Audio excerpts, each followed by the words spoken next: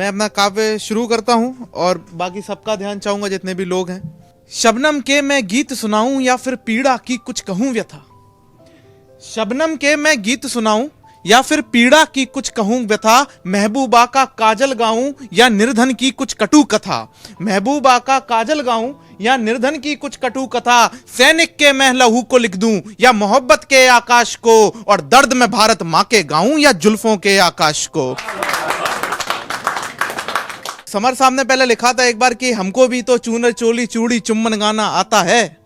इतराते बल खाते यौवन पर हमको बतियाना आता है। लिख सकते हैं अमर रात के आलिंगन अमराई पर। गालों के शर्मीलेपन पर आंखों की सुरमाई पर। लिखने को तो लिख सकते हैं किसी कलाई गोरी पर। लिखने को तो लिख देंगे हम भी चिमटी और चिरोरी पर हम भी इस सब में डूब गए तो तुमको कौन जगाएगा।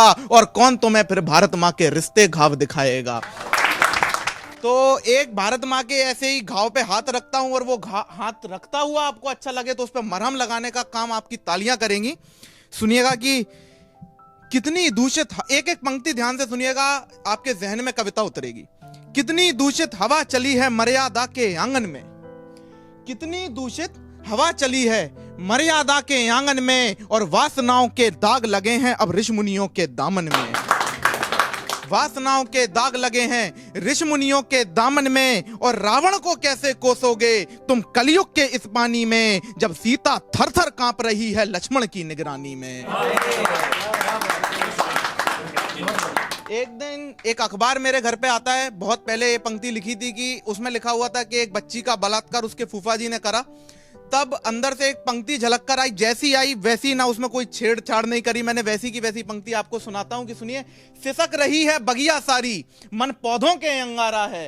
सिसक रही है बगिया सारी मन पौधों के अंगारा है। और वो कलियां किससे फरियाद करें जिनका माली ही हत्यारा है।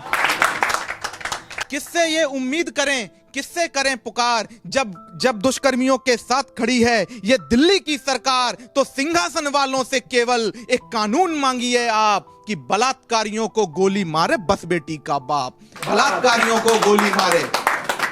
और नारी का जीवन होता क्या है वो आपको मैं संक्षेप में बताता हूं कि नारी क्या है हमारे देश में और क्या उसकी भूमिका है हमारे देश में। कि नारी का जीवन है जैसे कोई संघर्षों की खान। नारी से ही एक घर की मर्यादा इज्जत होता है सम्मान। नारी से ही हमको अपनी जीवन रेखा मिलती है। नारी से ही संबंधों में प्रेम की कलियां खिलती हैं। नारी के ही सच से देखो ये मेरा देश बना। नारी ने ही आकर देखो शेखर और सुभाष जना। और जिसने भारत का सम्मान लिखा अपने भाले की नोक से, उस महाराणा ने भी जन्म लिया था एक नारी की ही कोख से। 57 में जब जिद अंग्रेजों से आजादी की ठानी थी, बनी समर्थल में रणचंडी वो झांसी वाली रानी थी। और लज्जित खिलजी को छोड़ दिया था भारत के मर्यादित पानी ने। जब जौहर कुंड को गले लगाया चित्तौड़ दुर्ग की रानी ने। मत खिलवाड़ करो तुम इसकी अग्नि क्रोध की ज्वाला से, वरना यह श्रृंगार करेगी नरमुंडों की माला से। शांत समंदर में मत लहरों को जगने दो, गंगा यमुना की धाराओं को मंथर गति से बहने दो। यह धरे रूप सीता का अनुसुईया का हम फिर से विश्व गुरु बन जाएंगे। जो धरे रूप चंडी का काली का सारे रक्त बीज मर जाएंगे। जो धरे रूप चंडी का काली का सारे रक्त बीज मर जाएंगे। और कुछ आखिरी पंक्तियां इस कविता की आपको देता हूं कि ऐसा नहीं है कि जो गलत हो रहा है हमारे देश में वो उस सबके जिम्मेदार केवल वो बलात्कारी या वो दुष्कर्मी है। उसमें कहीं ना कहीं हिस्सा हमारे समाज का ही होता है। तो सुनिए क्या कि शिष्टाचार के पाठों को हम खुद भी तो ठुकराते हैं और आधुनिकता के पर्दे में बस अय्याशी करना चाहते हैं। अरे परिवर्तन लाने की खातिर खुद परिवर्तित होना होगा। युवा दिलों में बीज केवल संकल्पों का बोना होगा।